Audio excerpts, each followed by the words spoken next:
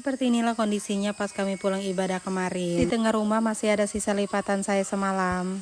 Oh iya, pas pulang ibadah tadi kami singgah belanja. Ini ada buah kapul, gula merah. Pas kami singgah di salah satu warung itu ada bunga di depannya. Saya minta beberapa. Ternyata kalau diingat-ingat sudah lama ya nggak makan buah kapul. Takut banget bunganya ini bakalan layu. Makanya ini saya langsung aja pergi ke belakang. Di sini saya cari-cari polybag yang udah keisi tanah dan nggak kepake. Ternyata masih ada satu polybagnya yang nganggur. Langsung aja saya ambilin bawa ke sini. Saya nggak tahu ini bunganya jenis apa. Tapi ini mirip dengan bunga matahari tapi versi kecil.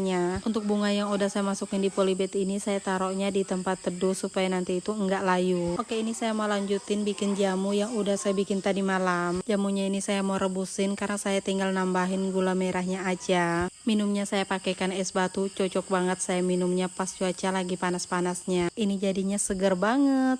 Sekarang saya mau lanjutkan sisa-sisa lipatan saya tadi malam. Kalau diperhatikan lipatannya ini tinggal sisa sedikit aja tapi enggak selesai. Mulai lagi nih Elisa nggak bisa lihat baju-baju cantiknya, pasti harus dipakein.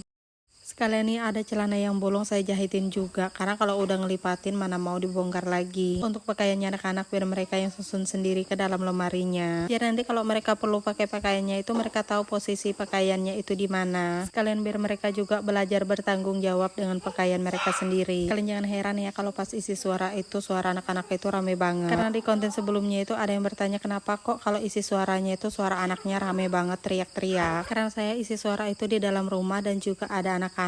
Proses saya isi suara itu ya lumayan lama, dari yang anak tadinya diam lama-lama juga mereka bakalan ribut. Tadi saya minta tolong kakak Eca untuk beli bahan-bahan untuk kami masak, malah dia bertingkah karena tahu mamanya rekam. Oke, ini saya mau lanjut untuk ngepel lantainya. Untuk sabunnya ini saya pakainya nggak langsung di ember, tapi sabunnya ini saya percik-percikan duluan sebelum saya mulai ngepel. Untuk karpetnya ini ada dua macam. Karpet yang satu itu teksturnya lebih kasar permukaannya, sementara yang sebelah ini teksturnya itu lebih halus atau lebih licin. Untuk yang kasar ini agak susah ngepelnya karena kotorannya itu nempel banget. Lanjut lagi saya ngepelnya di bagian sini. Nah, untuk yang terakhirnya saya ngepelnya di depan pintu.